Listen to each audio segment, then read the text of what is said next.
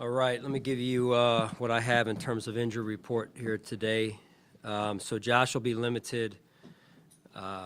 Tremaine will be not practicing. Jake Kumaro, Greg Rousseau, Von Miller and Roger will be on vet rest days. And then we have a number of guys that came in this morning that are out now due to illness. Reggie Gilliam, Cam Lewis, Matt Milano, Jordan Phillips, and Tim Settle.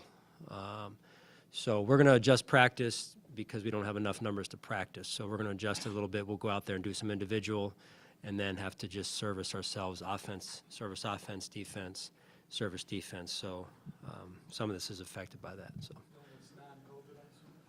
illness, yeah, just illness. Hey, Sean, as far as Josh is concerned, is that the result of anything that happened in the game or just kind of the existing elbow injury? Yeah, just the progression coming off of the game and existing situation he was dealing with starting last week. Yeah. Sean, what is, knowing that you're down bodies and you're only going to be doing some individual stuff, knowing what the forecast calls for, and what concern do you have of getting people back into this building, given what the conditions might be for practice over the next couple of days? Well, we'll see. I mean, I know our team is in communication with the NFL. They've been through it before. We've been through it before and handled it well. So full confidence in our team that's working behind the scenes on that. And then the football team has to get ready to play a game and execute. So it's a good football team coming in here. How much of a setback is not being able to do individual stuff today, or is it a setback to do individual stuff today, knowing that there are areas you need to address on really both sides of the ball? Yeah. Given what's happened the last couple of Yeah, no, there's value to practice, and we're going to be in pads through individual because of that. And we'll get the, sometimes you're throwing a little bit of a curveball and you make the most of it, and that's what we do. So we'll get out of it what we can, and the players have to be dialed into the walkthrough portion of it and get those mental reps, and then we come back tomorrow and reset and see where we're at. Sean, given the potential for weather on Sunday, it looks like a large part of it will be done, but how flexible do you have to be in your game plan? Because you know how it is here, it could change, and how flexible do you have to be? Yeah, I mean, you just got to be on top of it. It adds, a little bit of another layer to the preparation. So you just got to be flexible, got to be on top of it, and we'll adjust if and when necessary. yeah, kind of along those lines, Sean, I mean, I know the league is monitoring the situation. You referenced it. As of yesterday, we reached out and had from, I think, 3 different sources that no plan to, change game time or there's precedent for changing location, too, as you know. Has that changed at all? Have you had any discussions as far as any of that is concerned, or is it full speed ahead Sunday 1 p.m.? Yeah, again, that's Adam. That's our team's been in communication on that end. I have no updates for you on that. As far as I'm being told, everything is heading towards normal game time, normal location. But outside of that, I've been really focused on just game planning, getting the team ready. Sure. Sean, why isn't Hines getting more snaps? Would you like to see him more involved in the passing attack? Yeah, fair question, Jerry. I think he's a good football player, and he just got here 2 weeks ago. I know sometimes there's comparisons made to who's been there and who's doing what at the trade deadline, and some guys got traded a little bit before he did, and so in fairness to that situation and him, he'll be worked in as he continues to grow, and we go from there. Sorry to be trying to say this before, but with Josh, is there a plan to day by day, or is it day by day, or is there a plan for this week with this elbow? Yeah. It's day by day, and I'm saying that not because anything's changed, as I think Adam asked earlier, but we reassess and see where we're at, after today and what tomorrow looks like and how he is, and maybe even what practice looks like. I mean, practice today allows some guys to practice the way we're practicing that wouldn't have normally practiced due to some injuries. So we'll just stay flexible. Can you talk a little about the challenges in the end shot? Yeah. This is a day where running the ball is probably going to be useful. Can you just kind of comment on how difficult the test that guy presents? Oh, yeah. I mean, turn the tape on, and you're impressed. I mean, you watch their running game. I know Coach Callahan does a great job. And it's, I mean, you look like you watch people get population to the ball, and then all of a sudden he comes out of it, and it's an explosive run for another 20, 30 yards. So, I mean, he's as good as there is in the league. Knowing how competitive Josh is, desire to win, is there a need to maybe rein him back just a little bit to get him closer to doing his 111, you say? That's a balance, that's a balance, John, and like I said after the game, he's a special person and a special player, and he's made special plays, so there's a balance to that. So he's got to continue to, take what the defense gives him, and I think that's just, generally speaking, the best way to say it. Poyer, did you mention him? Is Poyer gonna? He will be out there, yeah. Sean, the run defense first 6 games, very good. Last 3, obviously not nearly as good. What are you seeing? What's been some of the problems there? Yeah, I think keeping our gap, having that consistency down in and down out of being in our gap, and then the fits behind the gap integrity up front. Excuse me.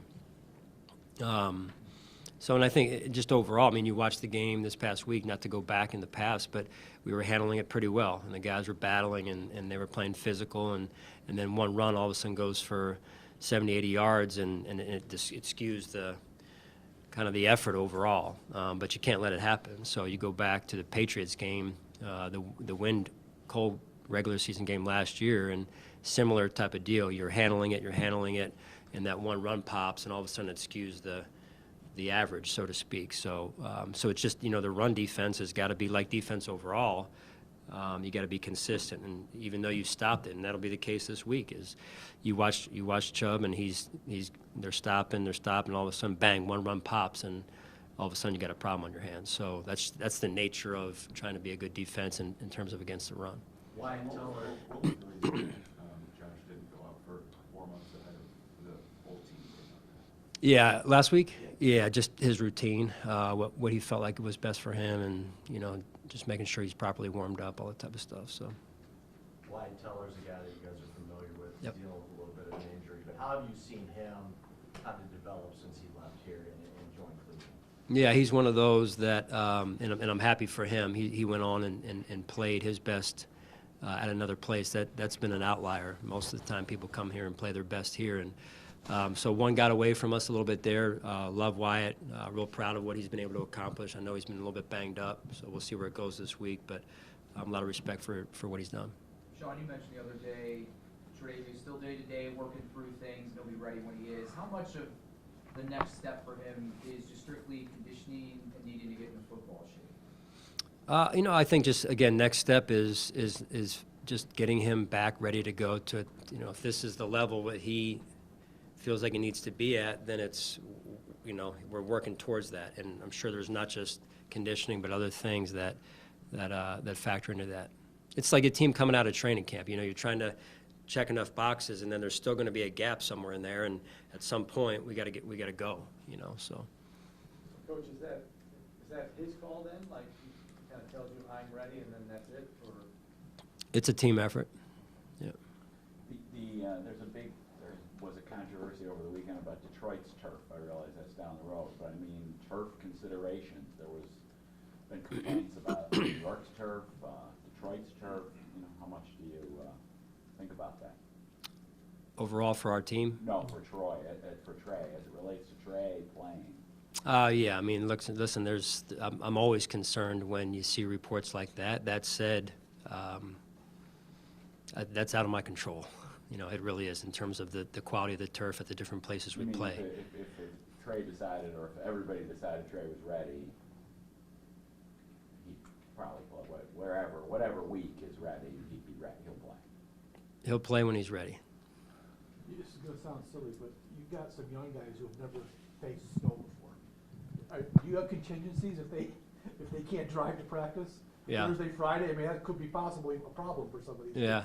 Do you have to worry about stuff like that, Sean? We'll just call on all the, this is a resilient town, all the people with snow plows and snowmobiles and all that type of jazz, and I'm sure they'll chip in and lend a hand. But yeah, they got a lot of guys from Florida, a lot of guys from down south, out west even, that have never seen snow before, and I'll tell you, our development team does a great job. They equip them with, scrapers and de-icing mechanisms, and but we've already started to plan in place behind the scenes of what happens if we can't get in Friday, what happens if we can't get in Saturday, and/or with the hotel Saturday evening, being it's downtown, how to handle that. So we're working on that also. When you have all those extra considerations that obviously you need to go through, so players are ready and all these injuries too, how do you kind of keep the focus on everything else this week when there's just so much going on? Yeah, I mean, that's what I get paid to do. And, the team is over here and they're getting themselves ready. I'm involved over here to get some of that going, and then we have people that I trust and have confidence in to help with that, and then get back to me on where it's going, so. Sean, Trey talked about a lot of self-evaluation when he was going through rehab and thinking about priorities, life stuff. Does he seem different to you in that way, and is that typical for a guy who went through what he went through? Give that to me again. I'm sorry. Trey talked about thinking about reevaluating priorities, being a different person after going through the whole rehab, after you talked about being in the basement and things being dark at first. Do you notice a difference in him in any way, in that way maybe, and in addition to that, is that a typical thing for a guy who goes through the type of injured rehab he's gone through? Yeah, I mean, I think anytime you go through an experience like that, it changes some things. Life experience change all of us, and outside of that, I think it's more individually based. After that, it's different people respond differently, and that's really how I see it. So. Have you noticed anything in particular with Trey?